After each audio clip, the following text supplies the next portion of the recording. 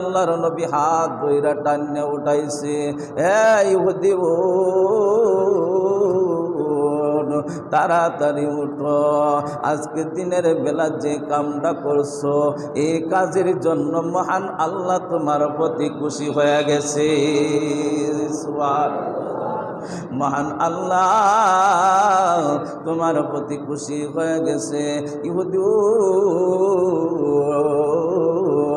আখির জামানার পয়গম্বর বিশ্ব নবী মুহাম্মদ রাসূলুল্লাহ সাল্লাল্লাহু আলাইহি ওয়াসাল্লাম হাঁটাত দইরা বলতেছে, ইহুদিরা বল লা ইলাহা ইল্লাল্লাহ, লা ইলাহা ইল্লাল্লাহ মুহাম্মাদুর রাসূলুল্লাহ। ইহুদিও বলে উঠলেন ঘুমের ঘরে স্বপ্নের মাধ্যমে আখিরি জামানার পয়গম্বরের হাতের মধ্যে হাত রেখা কালিমা পড়ে মুসলমান হয়ে গেলেন। জোরে জোরে বলি আল্লাহু আকবার, আর জোরে বলি আল্লাহু আকবার। উদ্দেশ্যটা কি? উদ্দেশ্যটা হইল একজন মুসলমানকে ইফতারের জন্য সাহায্য করেছে। ইফতারের গুরুত্বটা এখানে ভাবি বুঝাইছে।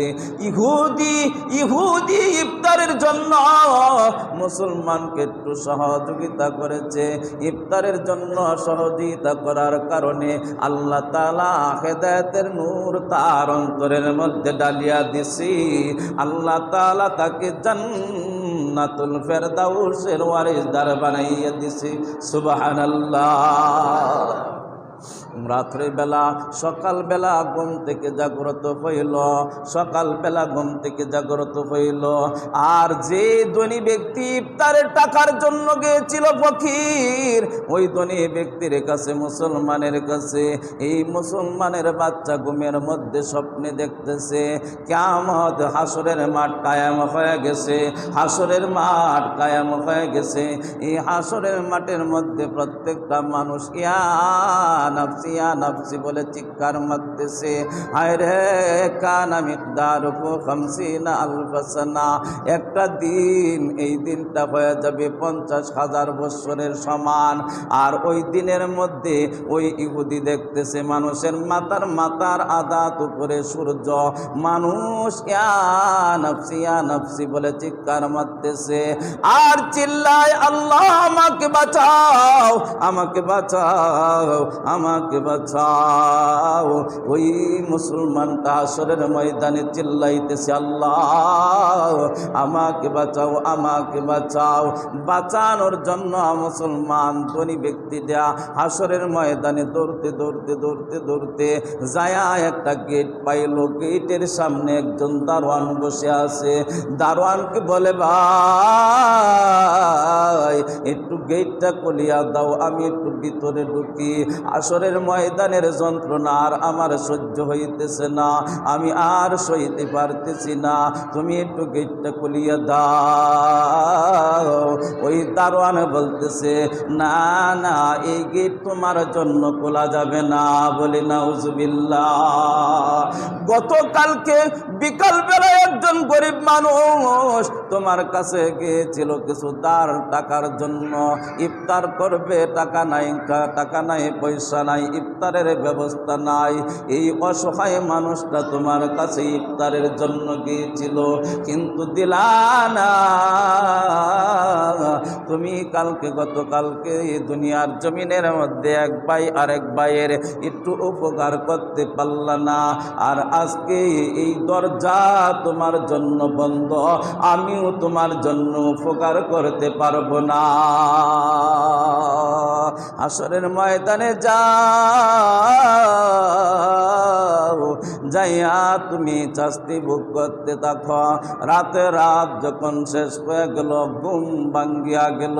ঘুম ভাঙ্গার পরে ওই ভিক্ষুকের কাছে গেল, গরিব মানুষটার কাছে ওই ধনী ব্যক্তি যায় বলতেছেন, ও ভাই গতকালকে তুমি আমার কাছে টাকার জন্য গিয়েছিলা, দিলাম না, তোমাকে অপমানিত করিয়া তোমাকে আমি বাড়ির থেকে বাইরে করে দিয়েছি। বলেছিলাম, ভাই গো আমি বুঝতে পারি নাই আজকে কত টাকা লাগবে, তুমি নিয়ে যাও, আমি তোমাকে যত টাকা লাগে তত টাকা দেয় আজকে আমি তোমাকে সাহায্য করব। এই গরিব মানুষটা বলে, আমার গতকালকে প্রয়োজন ছিল, আমার আজকে আর কোনো প্রয়োজন নাই, আমার আজকে আর কোনো প্রয়োজন নাই।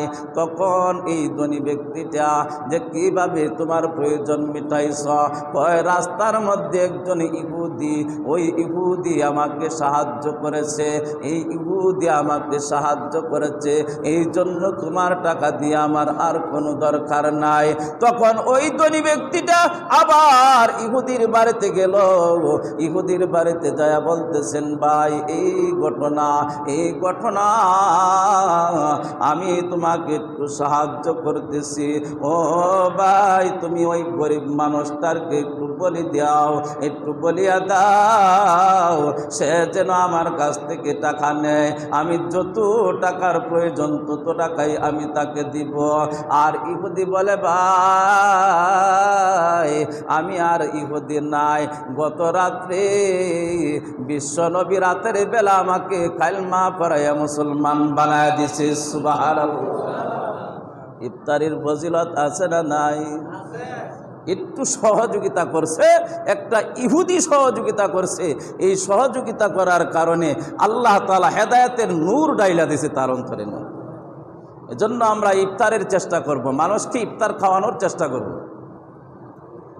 আশেপাশে কত মাদ্রাসা আছে, পারেন, টাকার কোনো অভাব নাই, মাদ্রাসার মধ্যে এক বস্তা ছোলা বুট দিয়া ফাটাইয়া দেন, 50 কেজি মুড়ি দিয়া ফাটাইয়া দেন। ওই মাদ্রাসার মধ্যে কত তালেবুল ইলম আছে, এরা পুরা মাস খাবে আর আপনার জন্য দোয়া করবে, করবো না? দোয়া না করলেও দোয়া আসা যাবে, কিন্তু আমরা এটি করবো না, আমরা এগুলা করবো না। তো অনেক ভাই আছেন টাকাওয়ালা, দেশ গ্রামে বাড়ি ঘর আছে, অনেক টাকাওয়ালা আছেন এই এলাকায়, কোটিপতি মানুষ আছেন। দেশের মানুষ সবসময় অভাবের মধ্যে থাকে, দেশ গ্রামের মানুষ বেশিরভাগ অভাবের মধ্যে থাকে। আপনার টাকা আছে, একটা গরু জবাই করে প্রতি ঘরে ঘরে 1 কেজি করে গোশত দিয়ে দেন, যদি পারেন জান্নাত কামাই হয়ে যাবে। কিন্তু না, এটি করবো না, খালি বড় লোকে দেয়, বড় লোকে আমার টাকা আছে, আমার এই আছে, আমার সেই আছে, কিন্তু দেওয়ার বেলা ফডর ফডর নাই। এই টাকা একদিন থাকবে না।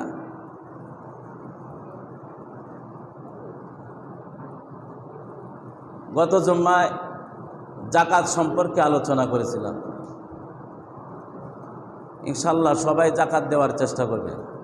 জাকাত না দিলে জান্নাত পাওয়া যাবে না, জাকাত না দিলে কি পাওয়া যাবে না? জান্নাত পাওয়া যাবে না। আর এমনও হইতে পারে আমার সম্পদের মধ্যে আগুন লাগিয়ে বর্ষা হয়ে যেতে পারে। অতীতে বহুত ঘটনা এরকম হয়ে গেছে, সম্পদের মধ্যে আগুন লেগে গেছে। অতীতে কি 5ই আগস্টের পরে দেখেন অবস্থা, কত হাজার হাজার কোটি আছে, হাজার হাজার কোটি টাকার মালিক আছিল। এক একজনের বিল্ডিং ভরা, পুরা গোডাউন ভরা টাকার বস্তা। কই এখন? তারা এখন জেলখানার মেহমান হয়ে আছে, জেলখানার মেহমান হয়ে গেছে। 1 টাকার মালিকও তারা নাই। কেন নাই? যদি হিসাব করে যদি প্রথম থেকে চলতো, যদি তারা জাকাত দিত, মানুষের প্রতি যদি তারা দরদ দেখাইতো, মানুষের প্রতি যদি তারা ভালোবাসা দেখাইতো, আজকে এই পরিণতি তাদের হইতো না। কথা বলেন ঠিক কিনা? শুধু হয়েছে নিজের চরিত্রের কারণে, শুধু হয়েছে নিজের ব্যবহারের কারণে, শুধু হয়েছে কুকুরের মতন মানুষের সাথে ব্যবহার দেখানোর কারণে হাজার হাজার কোটি টাকা লুট করিয়া মানুষের টাকাগুলা গুম করিয়া আপনার বিল্ডিং বলছেন, বিল্ডিংয়ের ভিতরে টাকার বস্তা বস্তার বস্তা টাকা। আজকে সেই টাকা কোথায় গেল? কার কাছে গেল? আপনি কোথায় গেলেন? আপনার টাকা কোথায় গেল? আপনার বাড়ি কোথায় গেল? আপনার বিল্ডিং কোথায় গেল? সব বিল্ডিংয়ের মধ্যে আগুন লাগাই দিছে, ভাঙচুর শেষ হয়ে গেছে। এজন্য জাকাত দিবেন। জাকাত দেওয়া যেরকম ফরজ, জাকাতের টাকা হিসাব করাও এরকম ফরজ। কি বললাম? জাকাত দেওয়া যেমন ফরজ, জাকাতের টাকা হিসাব করাও এরকম ফরজ। আমার যত সম্পদ আছে, যত টাকা আছে, সমস্ত টাকা হিসাব করা ফরজ। হিসাব করা কি ফরজ। যদি 10 টাকা জাকাত আসে তাহলে 10 টাকাই জাকাত দেওয়া। যদি 9.5 টাকা দেন আপনার জাকাত হবে না, জাকাত আদায় হবে না। জুম্মার নামাজ পড়তে আসছেন, জুম্মার নামাজের মধ্যে ফরজ নামাজ কয় রাকাত? ফরজ নামাজ কয় রাকাত? 2 রাকাত। এমন যদি 1 রাকাত পড়ি নামাজ হবে? ফরজ। জাকাত নামাজ যেরকম ফরজ, জাকাতও এরকম ফরজ। যদি আমি জাকাত দিতে পারি বাস আমি কামিয়াব হয়ে যাব, আমার সম্পদ হালাল হয়ে যাবে, আমার সম্পদ ধ্বংস হবে না, আমার সম্পদ পবিত্র হয়ে যাবে। আর যদি জাকাত না দিই তাহলে আমার সম্পদ অপবিত্র হয়ে যাবে। এটা পবিত্র করার আর কোনো কায়দা নাই। সোডা পাউডার দিয়ে ধুইলেও এই টাকা পরিষ্কার হবে না। পৃথিবীর মধ্যে সবচাইতে বড় চোর হইল কোন চোর জানেন? পৃথিবীর মধ্যে সবচাইতে বড় চোর কেডা? নামাজ চোর। নামাজ চোর পৃথিবীর মধ্যে সবচেয়ে, ফাজাইল আমলের মধ্যে ওইটা আছে, হাদিস আছে। পৃথিবীর মধ্যে সবচাইতে বড় চোর হইল যারা নামাজের মধ্যে চুরি করে। নামাজের মধ্যে চুরি করে বলতে কি, নামাজের হক আদায় করে নামাজ পড়ে না।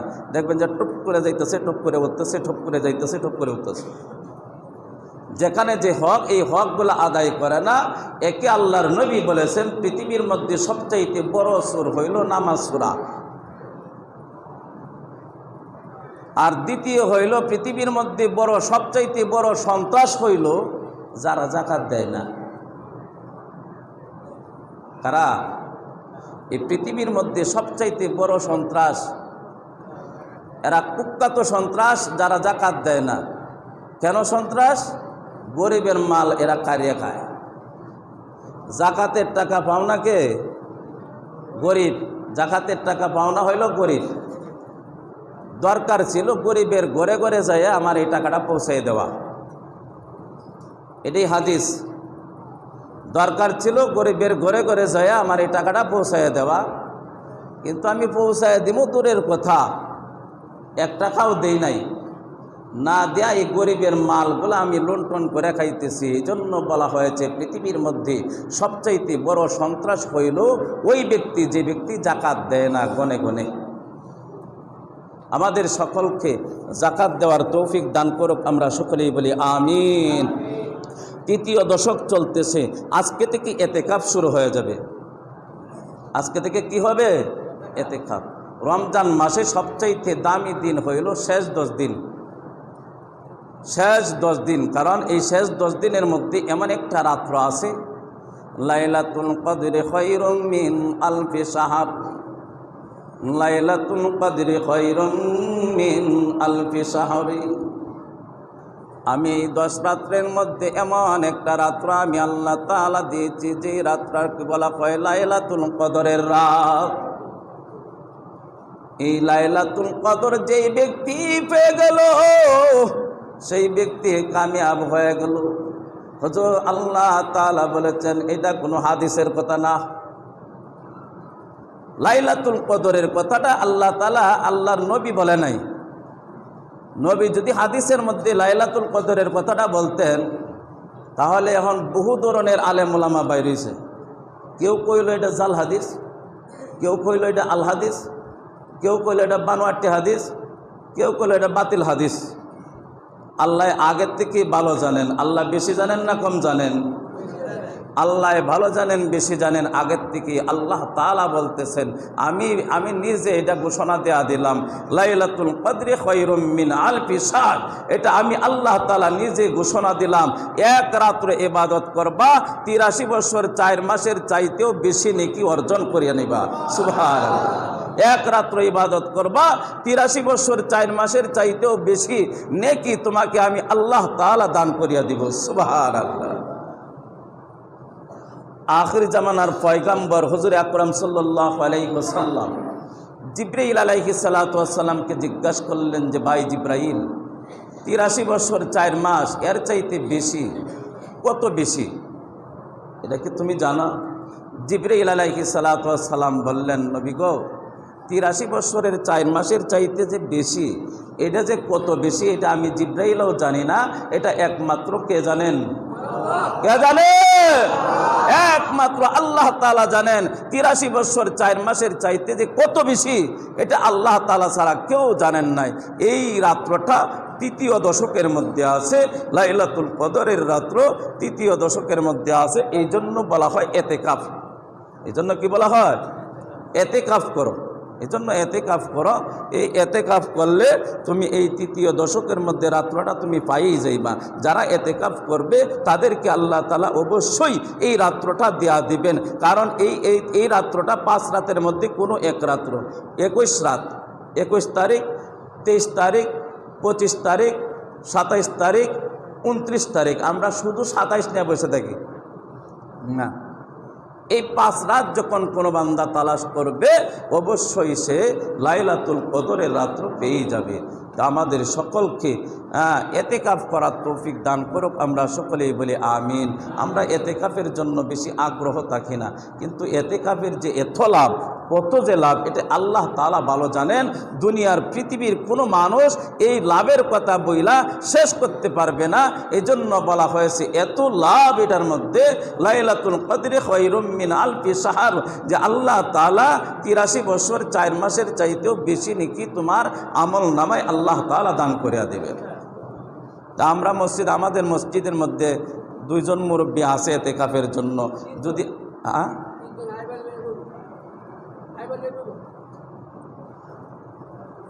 না উনি পরে আবার না করছে,